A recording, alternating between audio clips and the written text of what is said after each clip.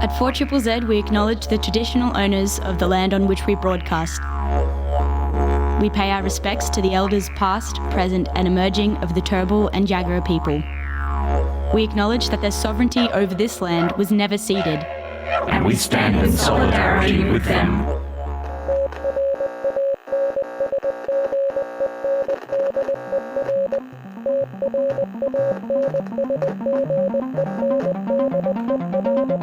You're listening to Transmission on 4ZZZ, amplifying the trans and gender non-conforming voices of Brisbane and beyond.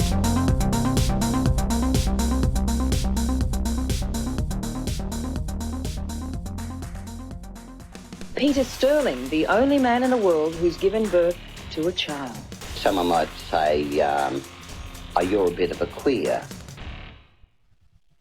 And they'd be right.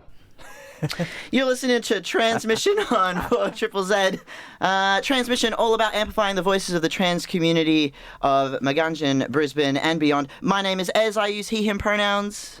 My name is Bette, I use she, they pronouns.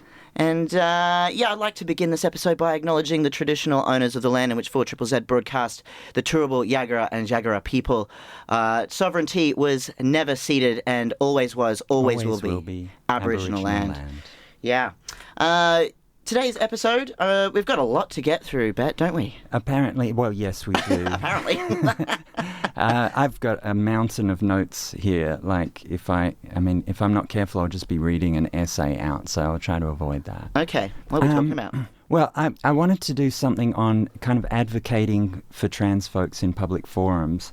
So, because especially after the Imane Khelif Saga in the Olympics, I noticed all these people jumping into these pile-up arguments, and I feel like sometimes the people who are on our side, whether they're trans or cis, can lose their head in these situations, like we all do sometimes, right? And I just wanted to kind of outline, I guess, my philosophies and my bits of advice that I've kind of picked up or developed around how you can best comport yourself in that situation, I guess. Yes, advice from trans people on how to advocate for our community. Exactly, yeah. by the community, you know? Yeah.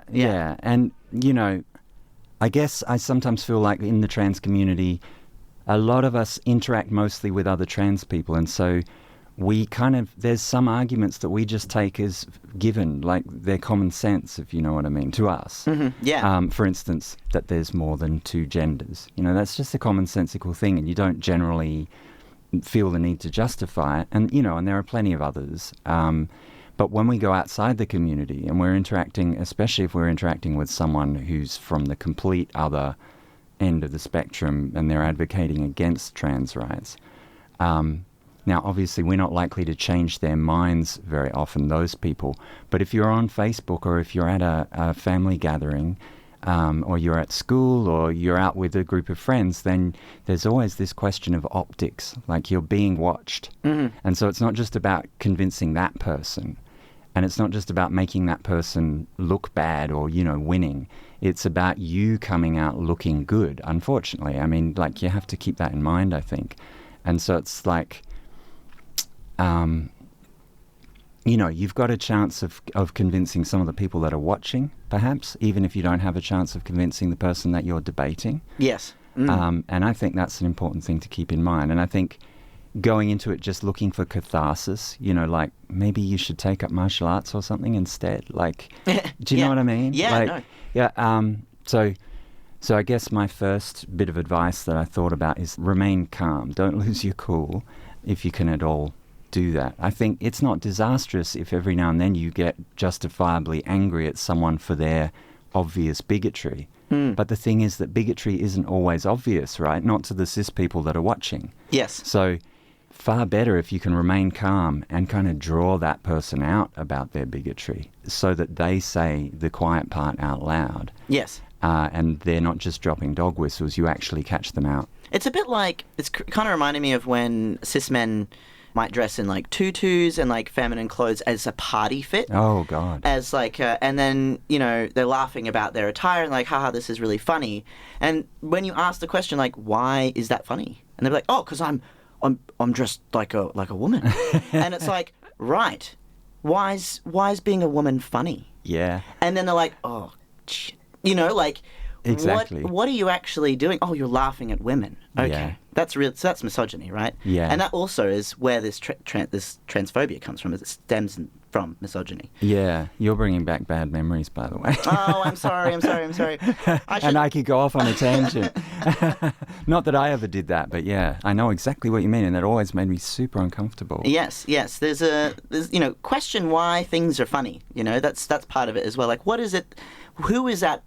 Who are we pointing at, and who is the cost of this joke? Yeah. You know? Oh God, that's so important, and I think about it a lot. You know, it's very often that we'll end up in a situation where someone makes an off-color joke about trans people, and all the cis people laugh, and you might be the only trans person in the room, and you've got to somehow explain. I mean, you know, while you're having an adrenaline response, you've either got to shut up and just take it, or else you've got to calmly explain to someone, at least one person, why that was not on, so that hopefully they can help you to communicate to some of the other people, you know? And most of the situations I think that we'll come across in terms of, like, if cis people are trying to advocate for the trans community out and about in the world, you're mostly going to come across jokes. And I think jokes are one of those things that people feel entitled to say. You know, I think that's true in the real world, but on the internet, you can come across some just straight out that's a whole new place. You know. And then I guess the other thing that I'm thinking about, which is happening more and more, I've had it a few times, even though people know that I work with young trans people, they will hit me with the social contagion argument. They'll say, oh yes, well, you know, I respect trans rights, but what do you think about all these kids who are being transitioned and stuff like this?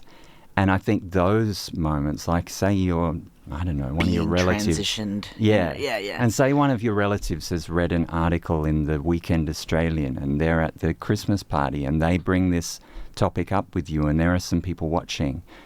Your first response might be anger. I mean, that would be justifiable because, like, we're all fed up with all this anti-trans propaganda, especially being pointed at kids. But if you just get angry and defensive about it, then what have you really gained? So, like, I think you can acknowledge your anger. You can say, look, Nana, that makes me really angry, right? Mm-hmm. But if you start throwing F-bombs around and, you know, trying to insult people or calling them names, then I actually think you've lost. Well, then you put them in a defensive state, right? And no one's really going to be willing to listen to new information when they're on the defense. And it's not only that, but in the eyes of some of the other cis people, you make them into the victim. Yes. Right? Like when we turn into an angry braying mob, then cis folks see us as the aggressors, and what we're kind of doing is justifying them being an angry braying mob at us, and there's a lot more of them than there are of us. So while I think anger is justified, obviously, and expressions of anger are justified sometimes, I guess I'd say try to be strategic about it. Like, there are times when you're just not going to get anything that way. Yeah. I know it's frustrating, you know, but maybe go to the karate class the next day. Yeah, and you can empower yourself in other ways with your anger as well. Yeah. So anyway, that's the first thing that I looked into here. Another bit of simple advice, I think, is to show genuine curiosity in your opponent's argument. Like, it's just possible that they might know something that you don't, even about trans people. Mm-hmm. And it might be that they know something about some anti-trans propaganda that you don't, right? I mean, that's very common, where I've had an argument or a discussion with a cis person who doesn't know a whole lot about trans people, but they do know about this specific bit of propaganda, and I've never heard of it before.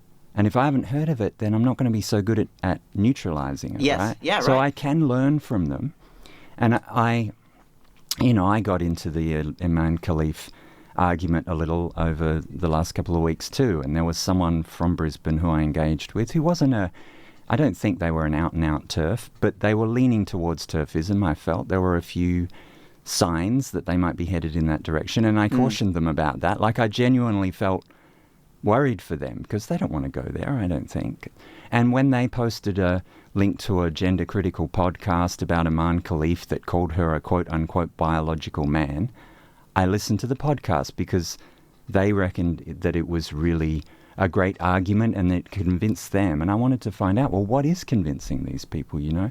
And to be fair, the guy in the podcast was very knowledgeable about intersex conditions or differences of sexual development, he used terminology I'm not okay with, and he made assertions that lacked evidence because we don't have any evidence about Imane Khelif having differences of sexual development.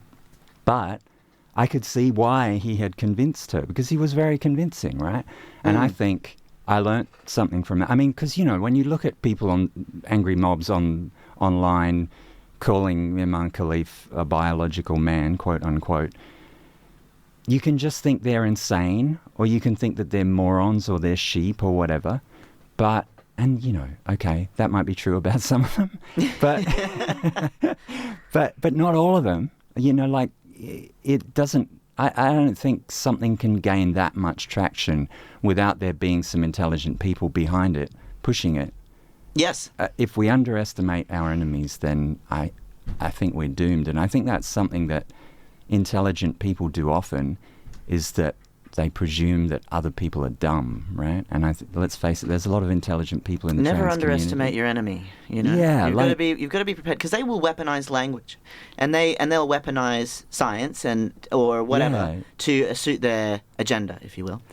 And the more intelligent they are, the better they'll do it. And that, not only that, like, sometimes some people are so great at deliberately appearing less intelligent than they are, and it draws you out, right? It's like, this has happened to me before, because they're playing dumb. Yeah, and it draws you out. You start patronizing to them, and it makes you look like, I don't know, like a bit cringeworthy, I guess. Yeah, and, well, they're manipulating it.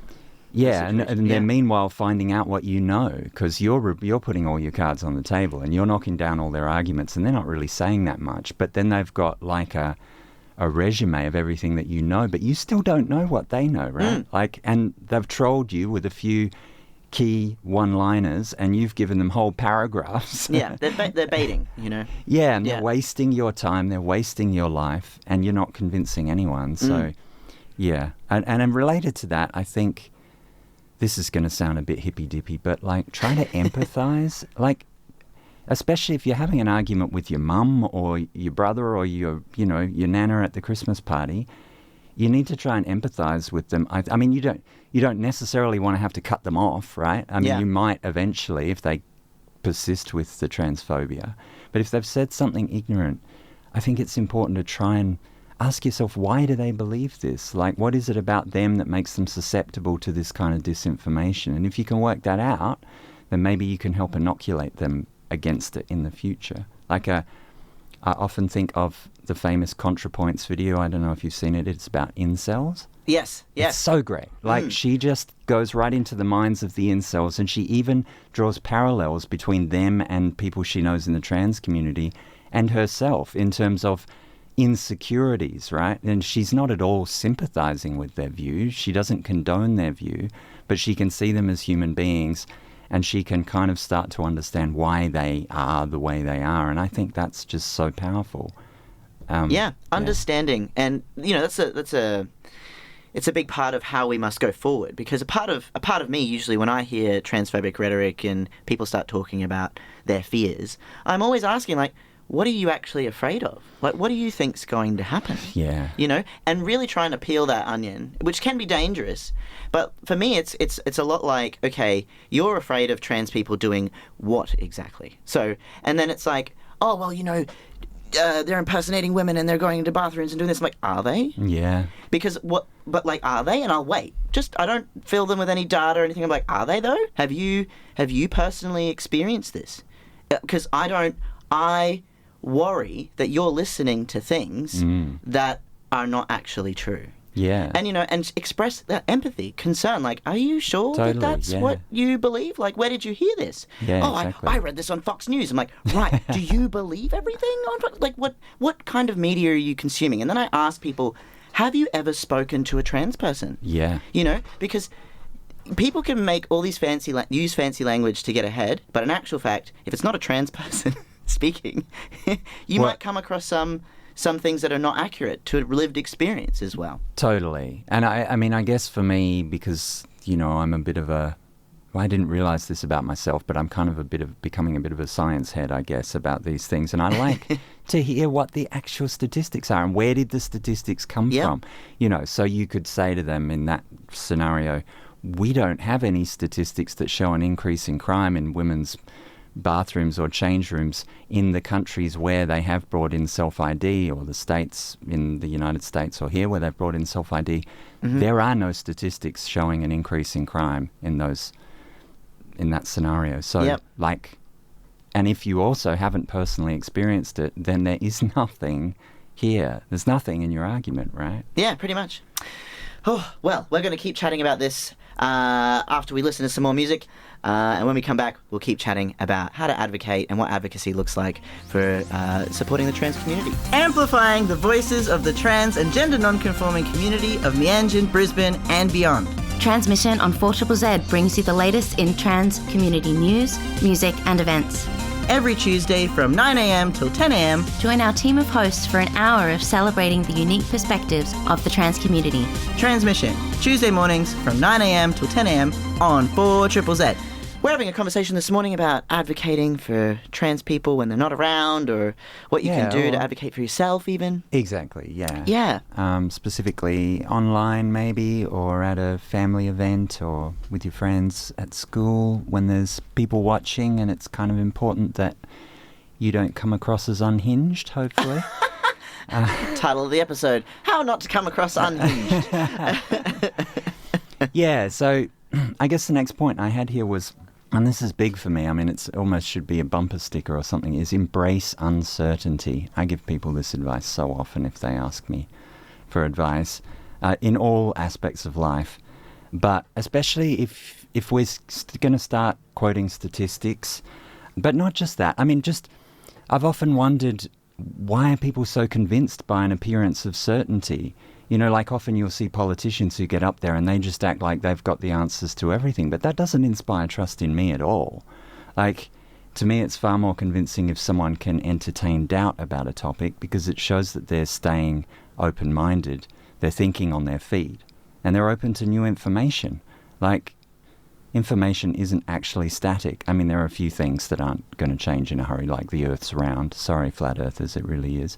Don't apologise to them. You know, so there are some kind of axiomatic truths, but especially if we're talking about trans stuff, often it's changing all the time.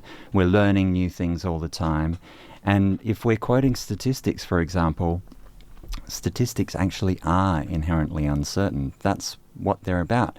They're predictions of a likelihood.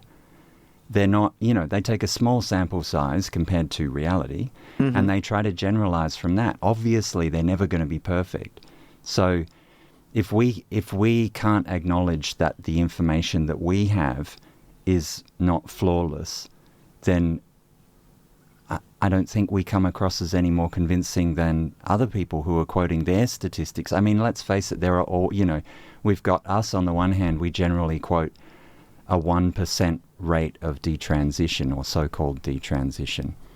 Whereas on the other hand, you've got the TERFs and Hilary Cass in the Cass Review saying that 80% of children will, quote-unquote, desist in their transgender identities by the time they hit puberty.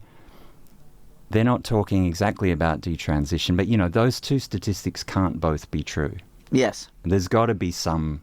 And to be honest, I think we need to give a little. They need to give a lot, but we need to give a little. So I thought I would dive into this question of detransition rates a bit more, because it kind of, I'll be honest here, it bugs me a little when trans folks sometimes confidently declare that the detransition rate is 1%, because I think I've read that study that claimed that. I think it's quite old, and I think it comes from the Netherlands or somewhere like that. But I can't even remember it. And I don't think most of us remember where that statistic came from to begin with, so that's the first problem. But secondly, I don't think that it's necessarily accurate, because I'm not convinced that any of the studies on detransition are accurate. And there's a few reasons for that. One, as I've said before, detransition is not a medical term, so it's not strictly defined. So everyone who does a study on so-called detransitioners has a different set of criterion, so they're going to come up with a different result. It's just inevitable. So the best breakdown of this that I can find on the internet, unfortunately, is not peer-reviewed, but it is very convincing, and I'll put a link in the podcast episode. It's by someone who I presume is probably a trans woman. Her name is Henny. She's an atmospheric scientist working for NASA, so she's not even an expert in this field, but my God, is she thorough. She's aggregated all the existing studies. She's rated their reliability and their bias. She shows all of the reasons why she gives them different scores of bias. And she comes up with mean detransition rates of 4% overall and 3.4% for minors. So that's still very low. I don't think we need to stick to the 1% thing. We can say something like this while acknowledging that it's uncertain. But she also remarks on the complexity of the question. So she points out that there's widespread loss to follow-up. So we can't always keep track of all the trans people that transition. There isn't a registry of trans people who transition, and that's for a good reason, because if there was, then it would open us up to possible harassment or, it's not a good idea. Also, trans people who may not take the medical route for any transition as well. Yeah, well, I guess then that would come in under the heading of what is the definition of transition, because of detransition. I mean, we could also ask what's the definition of transition. These are not medical terms, really. Yeah. And then on the other hand, she says the other problem with any study like this is motives for detransition. And we've talked about this before. It does seem likely that most people who cease in following gender-affirming medical care do it for reasons of minority stress and not because their gender identity changes. And so that kind of changes the narrative around detransition. So another study which I'll link to, which I think is important maybe to have a look at if you're going to have this discussion, is Jack Turban et al. We love Jack Turban, what a legend he is. Legend Jack, yes. Who looks at the reasons for so-called detransition. And what him and his team do is they look at this huge survey of trans people, the biggest survey ever done of trans people, 27,000 I think it was. Wow. In the United States. It's called the US Transgender Survey. And this survey, I think it was 5 to 10 years ago, I can't remember, asked a huge bunch of questions of trans people. And so Turban and his team, they're not doing new research, they're analysing this research. And so they find 17,000 trans folks who reported that they had ever pursued gender affirmation. So that's a broad, they remark that is a broad definition to begin with. Pursued gender affirmation could mean a lot of different things. Yeah. So 13% of those people reported a history of so-called detransition. So that's quite high, but they're reporting a history of detransition, meaning that some of them retransition. And even retransition again sometimes, because it's stressful being a trans person, and so they might start on the journey and then go backwards and then go forward. Yeah, did you hear? So they report the other factors that might lead someone to cease gender-affirming medical care, aside from changing their gender identity or regret, are pressure from family, societal stigma, difficulty finding a job, harassment, discrimination, and transition just being too daunting for them. And I bet I can add another one to that, which is they're worried they're not going to pass, they don't think it's going to have enough effect on them for them to live a peaceful life. So anyway, 0.7% said that they thought transition was just the wrong decision and not right for them. So meanwhile, if Wikipedia is probably the quickest source that anyone's going to look at, quotes rates of 1 to 8%. So I'm pointing all this out just to say, in my mind, it's far better if someone harasses you at the next Christmas party saying, oh, but look at all the detransitioners. There's this huge flood of detransitioners. It's better not to hit them with some certainty, because if they have any intelligence whatsoever, they're probably going to recognize that that's not true. It's better to say, look, we don't really know how many detransitioners there are, because detransition is not clearly defined in every study. There's not long-term follow-up in many cases. It's usually 5 years maximum. But we do know, and the motives for detransition are different in every case, but what we do know is that the biggest cause of detransition, so-called, is minority stress. So if you want to lessen detransition, lessen minority stress, lessen the problems that trans people encounter Take away in the society. Stigma. Yeah. I mean, people won't be detransition or however you would define that.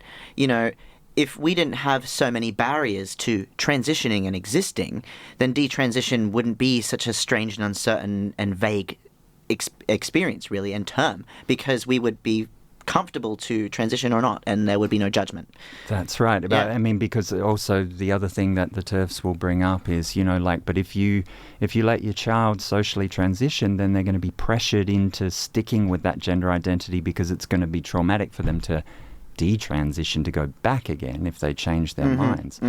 Now, there is a grain of truth in that, because transition is always stressful. So if you've been living stealth and you're a kid and you're at high school and you suddenly decide, oh, actually, I'm not a girl, I'm a boy after all, then that is going to be hard, because you are going to have to transition in front of all your classmates. But, I mean, personally, I don't think, and I've never seen any evidence that shows that that's a huge factor. I think it's very unlikely that many kids are going to stick with an identity that's not isn't right just for them. puberty terrifying anyway? Like, for anyone, like, it's a huge physical transformation. It is. It's a transition, really. Yeah. You know, like, your whole body changes. You grow hair where there wasn't hair before. All this sort of stuff. It's all quite scary. And then, you know, if you do transition after the fact, after puberty, then okay, maybe you've got a chance of feeling better, and then maybe you try that and it doesn't work, and then you go back again. The real question to me is, why does that matter to other people if being a man or a woman is no different from each other? You're a person before. Well, again, here I'm going to adopt the empathetic stance, because I can relate. I think, you know, every now and then you'll see one of these really grief-stricken so-called detransitioners who it just wasn't right for them, and they're very upset, or, you know, they're struggling to... So Kira Bell would be one of the most famous detransitioners. She doesn't quite fit the bill of what I just said, but, like, she doesn't look too happy to... I mean, to most people, she would appear to be male.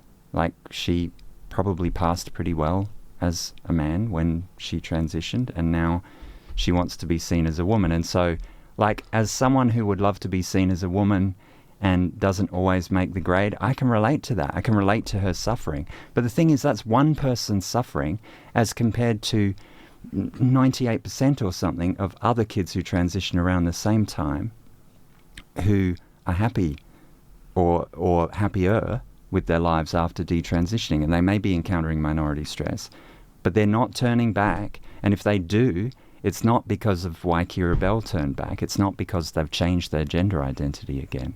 So I think it's those few, very few people like Kira Bell who are struggling and having a hard time with it after going back to their original gender identity that are scaring some parents. They don't really want that for their kids, and I understand that, because it's not fun to be trapped in a body that you don't feel comfortable with. We all know that. So I can have empathy for those so-called detransitioners the same way as I can have empathy for their parents and for the few physicians who are sounding the alarm about this. But the reality is, like, as my paramedic friend says, we don't ban seatbelts because they hurt a few people. Like, every now and then someone's in a car crash and the biggest wound that they sustain comes from their seatbelt. Now, I forget, he told me what some of the wounds they can sustain are, but they sound pretty gory. Now, it would be conceivable for some crazy TERF who was against seatbelts to come in and take photos of these people and their wounds and to talk to them about how horrible this experience of being disfigured by a seatbelt was. But we don't ban seatbelts because in most cases they save people's lives, even if every now and then they harm someone quite badly, right? Yeah. And we have to look at that majority the majority of the pros and the cons and the outweighs of that benefit, and against the occasional few where it doesn't. And that's where statistics can help us, and we can not just jump to these kind of emotional responses because we saw Keira Bell on TV looking unhappy about not being able to convincingly pass as the gender that she started out as, right, as the sex that she was assigned at birth. Well, whew. Getting into some interesting discussions. We're getting in the weeds here. Getting into some interesting discussion around detransition and what that means, what that doesn't mean, and as well as, talking about how we can use statistics to benefit ourselves and advocate for trans people and advocate within the trans community as well for our needs and understanding more. Thank you so much to Julian from Kedron for subscribing to 4ZZZ. Woohoo. Good stuff. Keep supporting community radio and keeping us on air. 4ZZZ's been celebrating the ways community sounds different since 1975. And this radiothon, we'd like to thank all the like-minded comrades who've joined us in amplifying our special home-brewed sound. If you're late to the party, don't worry, there's still time to subscribe. Head to 4zzz.org.au to subscribe, make a donation, or grab some merch. We've kept a few big prize draws open just for you. Not to mention, you'll still enjoy the coveted warm inner glow we all get from subscribing to 4ZZZ. How many genders are there? I don't know. I just got here. Okay, for the podcast exclusive section of this episode of Transmission now, Bette, tell us about all these extra things. What have I got? Okay, so look, this is a big one, and I could probably do a whole episode just on this, knowing me, because I'm a bit anal about this stuff. It's, please don't use their language. Don't use your enemy's language if you can avoid it. So that's why, like, I can't really avoid using the term detransition now, because it's like everyone understands it now. It's kind of a bit too late to just... There isn't another word that's as easy to say, right? I could say kids who ceased pursuing gender-affirming medical care, but that's a very long phrase. Yeah. So what I do instead is I try to keep prompting people to realize that I'm saying detransition in air quotes. I'm calling it so-called detransition, for example. And I noticed that Jack Turban, the researcher I mentioned earlier, always does this too. Like, so it's not just me being anal, it's that this word was invented by cis folks for a specific reason, pretty much, to try and take away gender-affirming medical care, mostly from children. So that's not cool. And as I said, it's not a very well-defined word. But not only that, it presumes that anyone that ceases pursuing gender-affirming medical care is returning to being cisgender, right? And that's just very rarely true. Like, as we said, there are many reasons that people will detransition. Mostly they're not about regret or a change in gender identity. And so those people are still trans, right? They're just in the closet again because for many reasons, usually because of minority stress, they couldn't cope with being openly and visibly trans. Yep. So detransition, inaccurate and inherently transphobic in my view. Some other problematic words would be DeCIStance. So this is usually described again by people that want to take away gender-affirming medical care for kids. It's the way they describe a kid ceasing to identify as trans. And this can happen, like a kid grows up thinking that they're trans and then at some point, usually in their teens, they might be like, well, actually I'm not. So we don't need to call that DeCIStance, right? Because DeCIStance generally comes with a negative criminal kind of aspect to it. We say that someone should cease and desist. So if you look up the meaning of DeCIStance online or in a dictionary, it's about stopping doing something undesirable, right? So it's framing transition or being trans as depends on how you spell it, undesirable. because if I say I desisted in From a what? CIS way, DeCIS. Oh, right. Yeah, no, that's great. That's fantastic. We could reclaim it in a different way. Yeah, no, I am all for that. Okay. Yeah, no, DeCIS with a C. Yeah, let's go there. I've never heard that before. No, I just came up with that. Oh, really? Yeah, I was That's let's do that genius. instead. We got to put that on a bumper sticker. All right. And just quickly... DeCISt. Listen to 4ZZZ and just have it spelled C. Yeah, that's fantastic. Could even be a name of another show. But It we could. try to cis people instead of trans them. Yes. But anyhow. Transgenderism, there's not too many trans people that say that word these days, but there are some. And there are some cis people that say it, and they don't mean anything by it. They just think that's the word, but folks, that's not the word anymore. Transgenderism. Like, transness is not an ism, right? It's not an art movement. It's not... It's not a philosophy. It's not an right? ideological view. It's not an ideology. It's not an ism. It's just a fact of life. So, like, transness does just fine if you're looking for a noun to describe transness. Okay, I'll stop ranting about that now. On the other hand, what we positively can do around language is we can use precise, contemporary, consistent language. And if you want to find some of this, a good place to start. And there are conflicts, but like go to a trans advocacy organisation online. A good one is TransHUB, and that's the biggest Australian one I'm aware of, who has a glossary online of gender and sex and trans-related terms. Language is contested constantly, right? Like, in a way, if everyone uses a word in a certain way, then that becomes the meaning of the word if it keeps going long enough. Mm-hmm. And so a lot of the words that we use, like even the word trans, a lot of cis folks don't understand what it means. I've heard it said, in all honesty, this cis person actually thought that transgender meant it was about transitioning, actually they didn't even know transgender, they just knew the word trans, and they thought it was short for transitioning. So they thought that you could only be trans if you transitioned, and that if you transitioned to, quote unquote, the opposite sex. So, and that's probably a relatively common view. And the only way I think that we can combat ignorance like that around the language used to describe us is to be as consistent as possible in the way that we use the language, right? Should we go back to just saying transgender, like the full thing all the time, do you think? Or... I don't think so, firstly, because I think trans is a really cool word. Yeah, no, I like saying it. And it's easier to say, right? But no, I think what we should do is just try to be as clear as possible about what these words mean. So, like, for instance, transgender, for anyone who doesn't realise, these days it generally, almost entirely by trans people and our advocates, is used as an umbrella term to describe anyone whose gender identity does not match their sex assigned at birth. Yes, right? and that includes non-binary people, Exactly. gender diverse people, Exactly. gender non-conforming people. Transgender is, it's a big umbrella. Yeah. To make it a little more complicated, and I probably wouldn't say this to just any cis person, I'd try to make it simple for them, but to make it a bit more complicated, it's also an identity group, right? So if a non-binary person doesn't want to identify as trans, that's valid too, and that makes it a bit complicated. Yes.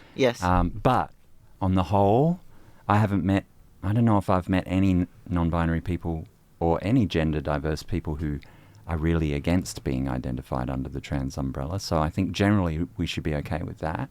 The only times that I've met people that have been uncomfortable with it have been young people who were still questioning their identity and were not ready to be in a place to accept that label about being trans.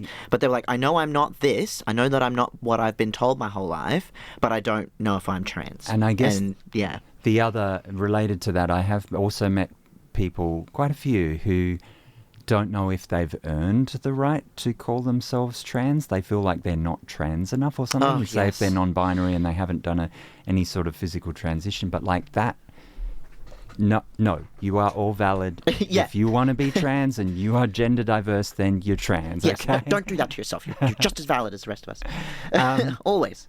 So what got me thinking about this language thing, and I think about it a lot, but again, was the Imane Khelif Saga, the Olympic boxing debacle.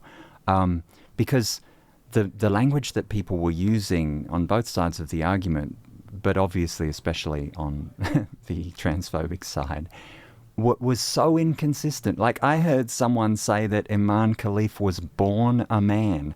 That just makes me think of that film Benjamin Button with Brad Pitt. Like, what, they came out of the womb and they look like a grown man? Like, that's just crazy. Yeah. People just aren't thinking sometimes when they say these things, I think. But, you know... It's hysteria, though. I think it's hysteria. I think it's this... Yeah. You know, it's born out of something... And when you get a bit insidious. hysterical, your tongue goes faster than your brain, I guess. Yeah, it's like that. But it's like people get hysterical about what women can and can't handle in the sporting context anyway. Yeah, but, you know, like, it's just it's irrational thinking sometimes. Yeah, so I guess what I think is the only way to counter irrational thinking is for us to be as rational as possible, right? Yes, and calm. And calm. But, you know, what do you feel? I mean, for me, when my Facebook feed was flooded with Imane Khelif crap. I didn't completely lose my cool and punch a wall or anything like I used to years ago before transitioning. But I did feel angry. Like, of course you feel angry because you're like, oh my God, like, it's 2024, people. What are we doing? What's this all about? This is crazy. Yeah. But, you know, okay, so touch grass, whatever, and then try to be calm. And I think, I mean... What bothered me was, okay, I expect inconsistent language around gender and sex from cis folks who are trying to take away trans rights and trying to kick women out of boxing matches and stuff. I expect that. But I would hope that we would be more consistent in our use of language. But what I realized is we're not always. So I mentioned earlier that I listened to a gender-critical podcast about Imane Khelif. And the guy who was on there, who was very knowledgeable, was talking about intersex conditions. At one point, he complained that the International Olympic Committee had issued guidelines to journalists for how to talk about sex in the Olympics and gender. And they had suggested that journalists don't use the term biological male, right? And this guy was angry about this because he was like, but if we can't use the term biological male, then we can't discuss sex. And I was like, that's crazy. Like, of course you can, because biological male literally means the same as male. Male is a biological thing, right? It describes sex. You don't need to add that word biological onto it. But then I realized, later I was probably on Reddit or something, and I saw a trans woman describe herself as a trans female.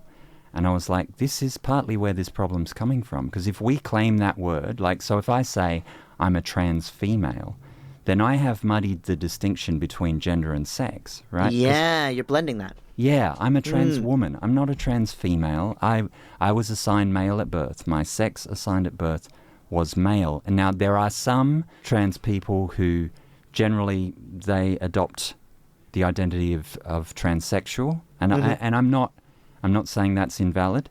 I think that's fine. And some of them have this kind of philosophy that it is possible to change your sex and that they have done it. Now, I think that's debatable to say the least. I'm not a biologist, but sex is based on at least 3 different primary sex characteristics when they identify. Well, actually, when you're assigned sex at birth, usually the doctor or the midwife just looks at your genitals and that's enough, right? Yep, tick, so tick, tick, it's box is not done. very accurate, and it can be wrong. It can be proved wrong later.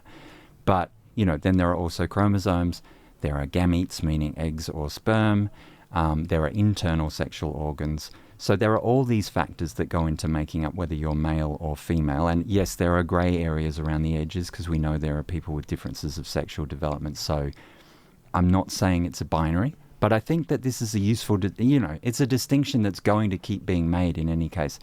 They use it in medicine. And I think it's important that people are able to talk about sexual differences and use precise language to do it. So if I start saying that I'm a female, even if I did have bottom surgery, I don't think that's enough really to, in my mind, and I'm happy to have this conversation with someone who thinks otherwise, and I know some people do think otherwise, but like we don't call it a sex change operation anymore. No, yeah. Generally we agree that we're not changing our sex. Yeah, I guess I just bring this up because I think maybe have a look at the glossary on TransHUB. Not for you, I'm sure you probably know it all already. Oh, yes, I'm aware. But if you're going to enter into these debates, I think consistent language, because otherwise, like, some smart person is going to bring you up on it, and then you're going to end up in this whole useless debate about gender metaphysics and sex and stuff that's got nothing to do with trans rights. And they're gonna scapegoat into something that's muddy and murky. Yeah, and they're going to make you look ridiculous, right? Like, I don't think we should be arguing about whether we are a different sex from what we were assigned at birth. I think we should be arguing about what rights we get, and it should be like, maybe we should transition the argument from sex to gender, because gender is what we're really focused on here. Gender is the part that I predominantly focus on. Yeah. And I also focus on things like, okay, well, if you're fixate on, like, hormones is one thing too, which I try to express to people. Like, hormones are also dependent on a person's physical makeup, and that's not necessarily... Some people have more testosterone than others. Yeah. Some people who identify as women have higher testosterone than others, like Imane Khelif, right? She tested high for testosterone. Well, hang on. Didn't she not? I don't know if she did, because it was the... And we're going off on a tangent here, but I'll go there briefly. Yeah, no, I'm curious now. Well, the International Boxing Federation claimed that... So they made two claims, and they were two different claims. One staff member claimed that she tested high for testosterone, and the other one, the head of the Boxing Federation, I forget his name, he's a Russian man, said that it was a chromosome test. That's right, yeah. But they haven't released the results of those tests. So did she even have a test? Well, we don't know. Oh my gosh. We don't know. There is no evidence around this. Wow. And like... Okay, so maybe eventually it will come out, maybe eventually, because you see now she's suing Elon Musk and J.K. Rowling. And J.K. Rowling, thank goodness. Good on you. Yeah, that's great. But some transphobe remarked, oh, great, so now she'll have to prove that what they said was false, and to do that she'll have to release the results of the tests. But the thing is, that won't prove that what she's saying is false, because...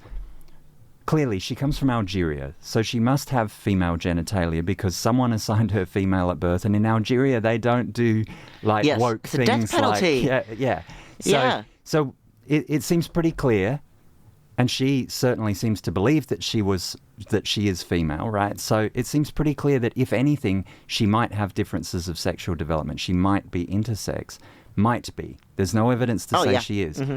Well, that still doesn't mean that J.K. Rowling was right to call her a man, right? Also, even if, and maybe this is my wokeness, but even if she wasn't, she still identifies as a woman.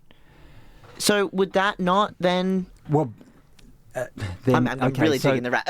No, that's fine. I'm happy to go there. By the rules of the International Olympic Committee, that would be fine. Because, and this is how my argument started online, was with a friend of a trans friend, and she'd made the comment, well, look, they just need to have clarity in the rules in the Olympic Committee. And I said, well, they do. Like, the rule couldn't be clearer. If it says you're a woman on your passport, then you can compete as a woman. That's clarity, right? Yeah. But then she obviously she'd used the wrong word. She didn't mean that she wanted clarity. What she basically meant was, I guess she wanted clarity, but she wanted clarity of definitions between male and female, right? And that doesn't exist. Like, there are people, like, it's a spectrum. And yes, some people are clearly male and other people are clearly female. And you could subject them to all these different tests and they'd all come back telling you that. But with some other people, it's not so clear. And so then you really get into the weeds then. Now, the podcast that I listened to, the Gender Critical podcast, made a convincing argument that people assigned male at birth are on average a lot stronger, not just because of so testing for hormones isn't enough, because if you've gone through a puberty with a certain set of hormones, then you will have certain advantages. It made a convincing argument for that. I'm not saying I generally agree, because I don't really give a shit about sports when it comes down to it. Like, I'm just saying these arguments, I think they're all valid, right? But to me, the question is, okay, is man and woman the best criterion to divide up competitors in a sport? If you don't want someone to have an unfair advantage, wouldn't you do something like giving certain people a handicap or putting them in a different ranking depending on their skills, so that you've got people with similar skill levels fighting? Because my birth certificate says F. And for anyone who knows what I look like, I could go and compete in the Olympics for the Matildas or something like that. So I used to play crazy. At a high level. So, and if anyone came at me like, there's a man playing women's sport, I'd be like, no, I'm not. I've got F on my passport. Yeah. And I could say, I identify as a woman. I'd be like, why? And if people kept coming at me, I'd just be like, I've got a vagina. Want me to prove it? Like, Yeah. And then that would be very confusing for the mass population, Well, wouldn't in it? a way, that would be the best activism that you could do. I've thought about it. I've very heavily thought about it because I haven't changed my gender marker on my birth certificate. Well, I wanted to bring that up too, actually, because I have changed my... congratulations. Well, we're calling it a gender marker, but again, this is confusing because... It's a sex what marker, I've really, changed, right? Yeah, what I've changed is that on my birth certificate, it now says F for female. And I will admit, because I've probably stepped on a few trans toes here with my insistence on this sex-gender distinction, because I know especially some older trans women, they weren't brought up with this stuff. And, I understand we all have different ways of seeing these things. So I will admit that when my birth certificate arrived and I saw that F, I cried. And I'm probably going to cry now talking about it. Because, wouldn't it have been amazing if I was assigned female at birth? Wouldn't it be amazing if I was a female? But, I'm not. And I only changed, I went backwards and forwards about whether to change my... Well, I knew I had to change that, right? I knew I had to change the so-called gender marker. But here's where it gets really confusing. You've got 3 options, at least in South Australia. You've got male, female, or non-binary. Now, those aren't all on the same scale, because non-binary is about gender, not sex. The other 2 are sex terms. So I could choose whether to choose female, which is inaccurate, and I know it's inaccurate, but at least anyone looking at it will know to gender me as feminine. Mm-hmm.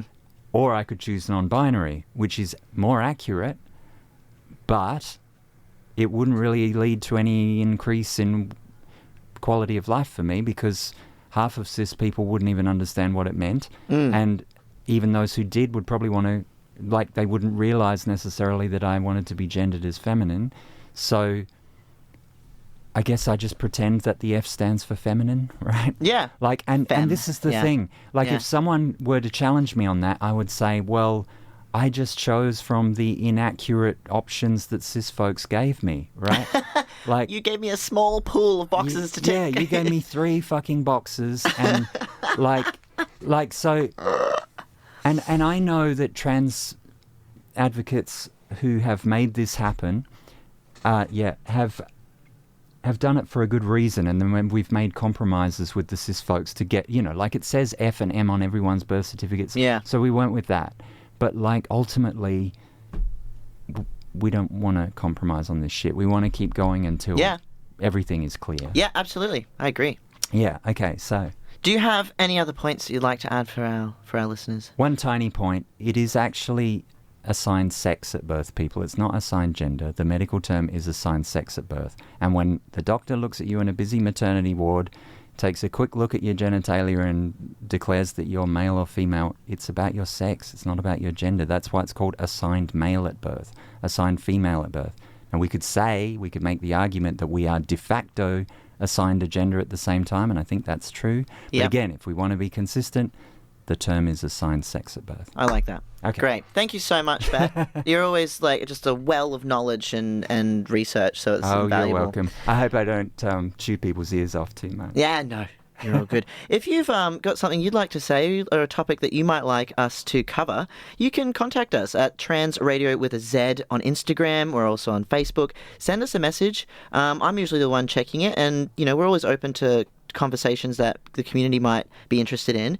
There's quite a lot of us on Transmission now, a lot of different co-hosts, and covering off on different aspects of the trans community. So we're always interested in what you want to know, listener. But also, if you are waiting to find out if you've won prizes from 4ZZ's Radiothon and listing Transmission as your favourite show, don't worry. Next week we'll come back and I'll announce who those winners are. And in the meantime, you may get a phone call. So, hold on to that. Exciting. And, thank you so much again, Bette. And thank you, Ez. Love you all. Goodbye. Bye. Thank you so much for listening to Transmission. See you next Tuesday, 9 to 10 a.m. on 4ZZZ.